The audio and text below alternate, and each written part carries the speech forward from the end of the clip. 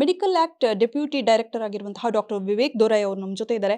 Sir, ಈಗ ಆಂಧ್ರ ಪ್ರದೇಶದಲ್ಲಿ ಏಜೆಂಟ್ರುಗಳು ಯಾವ ರೀತಿ ಆಕ್ಟಿವ್ ಆಗಿದ್ದಾರೆ, ನಮ್ಮ ಕರ್ನಾಟಕದಲ್ಲಿ ಮಹಿಳೆಯರನ್ನ ಟಾರ್ಗೆಟ್ ಮಾಡಿಕೊಂಡು ಭ್ರೂಣ ಹತ್ಯೆ ಮಾಡ್ತಾ ಇರುವಂಥದ್ದು.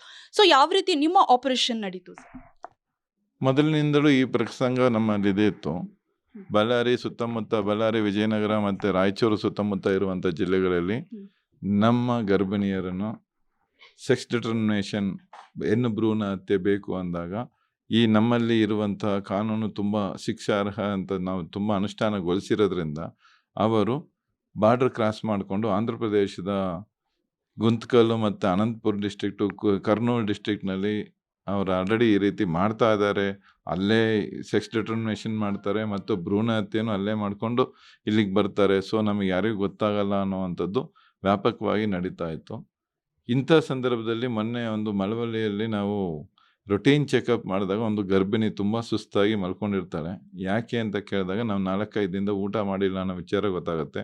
ಯಾಕೆ ಮಾಡಿಲ್ಲ ಊಟ ಅಂತ ಕೇಳಿದಾಗ ಆವಾಗ ಅವ್ರು ಹೇಳ್ತಾರೆ, ನಾನು ಸೆಕ್ಸ್ ಡಿಟರ್ಮಿನೇಷನ್ ಮಾಡಿದ್ದೀನಿ 5 ದಿನದ ಕೆಳಗೆ.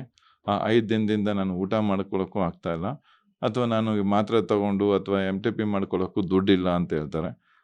ಇದನ್ನಿಟ್ಕೊಂಡು ಅವರನ್ನೇ ನಾವು ಅಪ್ರೂವರಾಗಿ ಮಾಡಿಕೊಂಡು ಆಂಧ್ರ ಪ್ರದೇಶದ ಗಡಿಯಲ್ಲಿ ಏನು ನಡೀತು, ಕರ್ನೂಲ್ ಜಿಲ್ಲೆಯಲ್ಲಿ ಏನು ನಡೀತು ಅಲ್ಲಿಗೆ ಇವರನ್ನೆಲ್ಲ ಕರ್ಕೊಂಡೋಗಿ ಅವರ ಜೊತೆ ಸಂಪರ್ಕವನ್ನು ಸಾಧಿಸಿ ಆಂಧ್ರ ಪ್ರದೇಶದ ಇದು ಮೆಡಿಕಲ್ ಆ್ಯಕ್ಟ್ಸ್ ಅಥವಾ ಡೆಪ್ಟಿ ಡೈರೆಕ್ಟರ್ PCP ಯೂನಿಟನ್ನು ಇದು ಮಾಡಿ ಅವ್ರ ಜೊತೆಗೆ ಸಂಪರ್ಕವನ್ನು ಏರ್ಪಡಿಸ್ಕೊಂಡು ಅಲ್ಲಿ ನಾವು ಒಂದು ಡಿಕಾಯ್ ಆಪರೇಷನ್, ಗುಪ್ತ ಕಾರ್ಯಾಚರಣೆಯನ್ನು ಮಾಡಿದ್ವಿ. ಆ ಗುಪ್ತ ಕಾರ್ಯಾಚರಣೆಯಲ್ಲಿ ಬಂದಾಗ ಯಾರೋ ಒಬ್ಬ ಡಾಕ್ಟ್ರು ಏಜೆಂಟ್ಗಳ ಮುಖಾಂತರ, ಆಶಾ ವರ್ಕರ್ ಆಗಿರ್ತಾಳೆ, ಆ್ಯಕ್ಚುಲಿ ಅವ್ರಿಗೆ ತಿಳಿಸೇ ಇರಲ್ಲ. ಲಾಸ್ಟಿಗೆ ಅವರ ವಾಟ್ಸಪ್ಪು ಎಲ್ಲ ಓಪನ್ ಮಾಡಿದಾಗ ಅವ್ರ ಮೊಬೈಲ್ ಸಂಖ್ಯೆಯಲ್ಲೇ ಗೊತ್ತಾಗುತ್ತೆ. ಒಂದು ಈಗ ಆ ಏಜೆಂಟ್ರು ಯಾರಿದ್ದಾರೆ ಅವರು ಕರ್ನಾಟಕದವರೇನಾ, ಅಥವಾ ಅಲ್ಲಿನ ಏಜೆಂಟ್ರುಗಳು ಇಲ್ಲಿ ಕರ್ನಾಟಕದಲ್ಲಿ ಬೀಡ್ಬಿಟ್ಟಿದಾರಾ ಅಂತ? ಇಲ್ಲ, ಅವರು ಆಂಧ್ರ ಪ್ರದೇಶನವರೇ. ಬಟ್ ಅವರು ಇಲ್ಲಿ ಎಲ್ರಿಗೂ ಅವರು ಸಂಪರ್ಕಕ್ಕೆ ಅಂತ ಎಲ್ರಿಗೂ ಸುಮಾರು ನಂಬರ್ಗಳನ್ನು ಎಲ್ರಿಗೂ ಇಲ್ಲಿರೋಂತಹ ಬೇಕಾದಂಥವ್ರಿಗೆಲ್ಲರೂ ಕೊಟ್ಬಿಟ್ಟಿದ್ದಾರೆ. ಅಥವಾ ಈ ಸಮಾಜಘಾತಕ ಶಕ್ತಿಗಳ ಹತ್ರ ಅವ್ರ ನಂಬರ್ಗಳಿದ್ದಾವೆ. ಆ ನಂಬರ್ಗಳಿಂದ ಇವರು ಯಾರು ಬೇಕು ಅನ್ನೋಂಥ ದಂಪತಿಗಳು, 2-3 ಹೆಣ್ಮಕ್ಳಿರೋಂಥ ದಂಪತಿಗಳಿಗೆ ಅವರೇ ಇದು ಮಾಡ್ತಾರೆ. ಕೇವಲ 7,000 ರೂಪಾಯಿಗಳಿಗಾಗಿ ಅವರು ಸೆಕ್ಸ್ ಡಿಟರ್ಮಿನೇಷನ್ ಮಾಡಿರ್ತಾರೆ. ಈ ಏಜೆಂಟ್ ಬಂದು ಒಂದು ಆಶಾ ವರ್ಕರ್ ಆಗಿ ಕೆಲಸ ಮಾಡ್ತಾ ಇದ್ದಾಳೆ. ಬಟ್ ಎಲ್ಲೂ ರಿವೀಲ್ ಮಾಡಲ್ಲ. 17 ಇಯರ್ಸಿಂದ ಆಶಾ ವರ್ಕರ್ ಆಗಿ ಕೆಲಸ ಮಾಡಿದ್ದಾಳೆ. ಆ ಆಶಾ ವರ್ಕರನ್ನು ಮತ್ತೆ ಅವಳ ಫೋನ್ನಲ್ಲೇ ಗೊತ್ತಾಗಿದ್ದು ಸಸ್ತನಾರಿ ಗ್ರೂಪ್ ಇತ್ತು, ಸಸ್ತನಾರಿ ಸಶಕ್ತ ಪರಿವಾರ, ಆಶಾ ಕಾರ್ಯಕರ್ತೆ ಅವ್ರ ಜೊತೆ ಮಿಂಗಲ್ ಆಗಿದ್ದಾರೆ. ಆಶಾ ಕಾರ್ಯಕರ್ತನೇ ಏಜೆಂಟ್ ಆಗಿ ಕೆಲಸ ಮಾಡಿದ್ದ. ಅವರೇ ಏಜೆಂಟ್ ಆಗಿರೋದ್ರಿಂದ ನಮ್ಮ ಕರ್ನಾಟಕದ ಆಶಾ ಕಾರ್ಯಕರ್ತೆ ಇಲ್ಲ, ಅವರು ಆಂಧ್ರದೇ ಆಶಾ ಕಾರ್ಯಕರ್ತೆ. ನಮಗೂ ಅವ್ರಿಗೆ ಏನೊಂದು 20 ಕಿಲೋಮೀಟರ್ ದೂರದಲ್ಲಿ ಇದ್ದಂಥ ಇದು ಜಿಲ್ಲೆ ಅದು. ಸೊ ಅವರಿಗೆ ನಮ್ಮ ಸಂಪರ್ಕಗಳು, ಅವರಿಗೆ ನಮ್ಮ ಭಾಷೆ, ನಮ್ಮ ಸಂಪರ್ಕ, ನಮ್ಮ ಇದು ಎಲ್ಲ ಚೆನ್ನಾಗಿ ಗೊತ್ತಿರೋದ್ರಿಂದ ಅವರು ಇದನ್ನು ಈಸಿಯಾಗಿ ಮಾಡ್ಕೊಂಬಂದಿದ್ದಾರೆ. ಇಂಥವ್ರು ತುಂಬ ಜನ ಇದ್ದಾರೆ ಅಂತ ಅಂದ್ಕೊಂಡಿದ್ದೀವಿ. ಯಾಕಂದ್ರೆ DHO ಬಳ್ಳಾರಿಯವ್ರ ಹತ್ರ ಮಾತಾಡಿದಾಗ ಇದು ತುಂಬಾ ಇದೆ ಸರ್, ಇದು ತುಂಬ ಒಳ್ಳೆ ಕೆಲಸ ಮಾಡಿದ್ದೀರಾ, ಬಟ್ ಇಂಥವ್ರು ಯಾರು ಇದ್ದರೆ ನಾವು ಹುಡುಕೊಡ್ತೀವಿ ಸರ್ ಅಂತಂದರೆ. ಅಂದ್ರೆ ಈ ಆಶಾ ಕಾರ್ಯಕರ್ತೆಯರು ನಮ್ಮ ಕರ್ನಾಟಕದ ಮಹಿಳೆಯರ ಮನೆಗೆ ಹೋಗ್ತಾ ಇದಾರಾ ಸರ್, ಅಥವಾ ಯಾವ ರೀತಿ ಇವರು?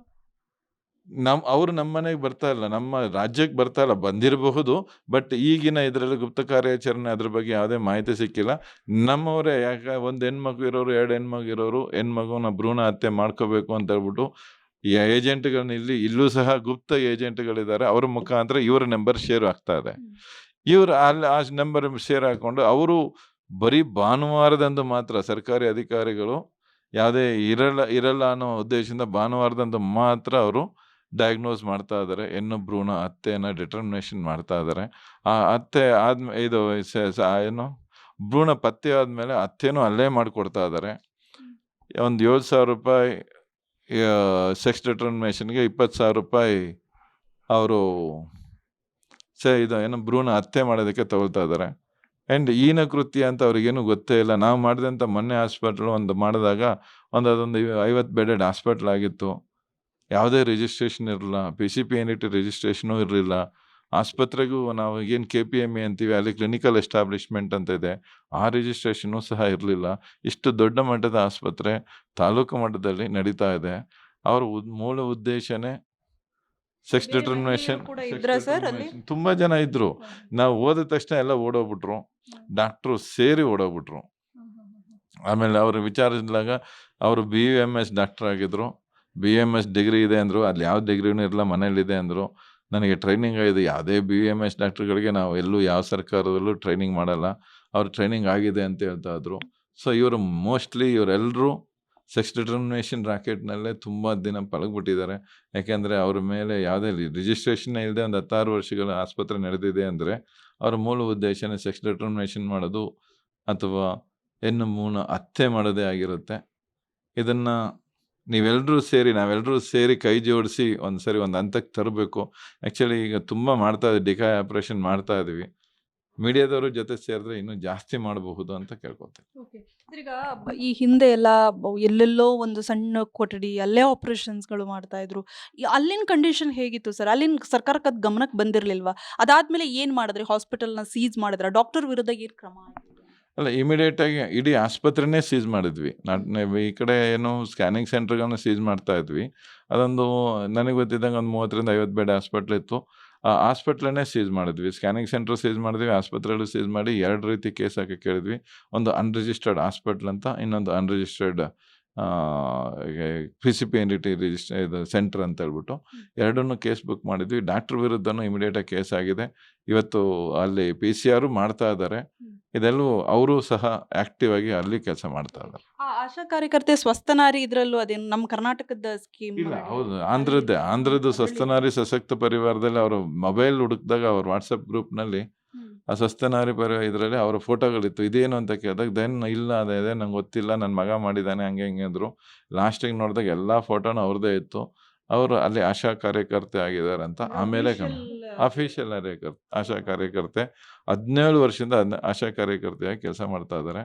ಅವ್ರು ಇದೊಂದು ದಂಧೆನೇ ಮಾಡ್ಕೊಂಡಿದ್ದಾರೆ ಅಂತ ಅನಿಸುತ್ತೆ. ಅವರನ್ನು ಇಮಿಡಿಯೇಟಾಗಿ ಕೆಲಸದಿಂದ ತೆಗೀರಿ ಅಂತ ಹೇಳಿದ್ದೀವಿ.